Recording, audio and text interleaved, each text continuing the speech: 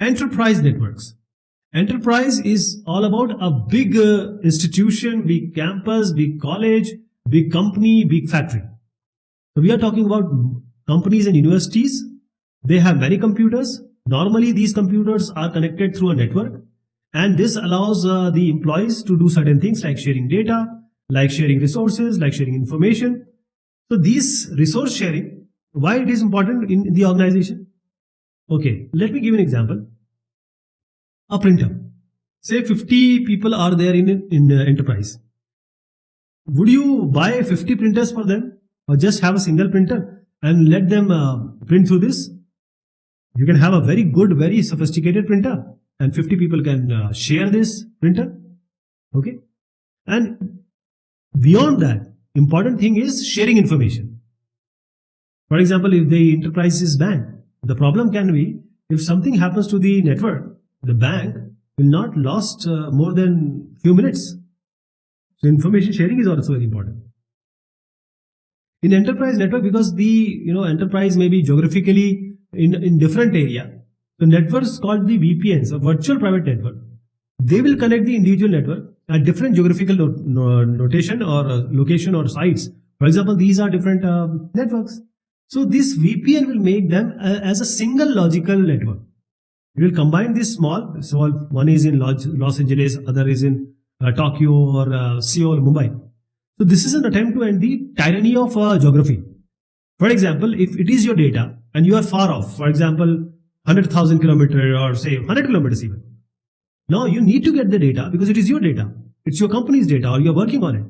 So this VPN is all about end the tyranny of geography. Okay. So VPN is actually making a logical network. What you can say is, in a simpler term, you have a company information system. It has some certain data or database, and this database is put in a very say heavy-end computer. You can call it as a server, and there will be some system administrator maintaining it. So employees all over the world, they have simpler machines, and they are clients, and they can access this remote data from there. Basically, the client is using the network to get the data from the server. Now, one more important part of this enterprise computer network is actually to do with people rather than information. We talked about information and resources just now. So the computer network can provide a very powerful communication medium. For example, everyone does use the electronic mail. And if the company is giving money to telephone company, it will be a waste of money. So why not to use the network to send the email?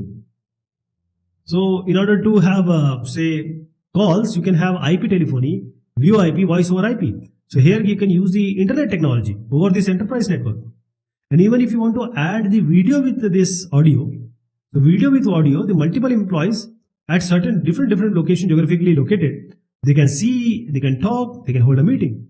One more thing comes here is one person is at America, the other is at India. Now they can share their screens. This is desktop sharing. They are virtually working on each other's computer.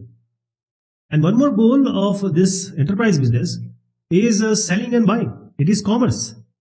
If you talk about airlines, bookstores, their retailers, they have provided their catalogs about their goods and services online. This is how this enterprise network helped to increase the level of their market.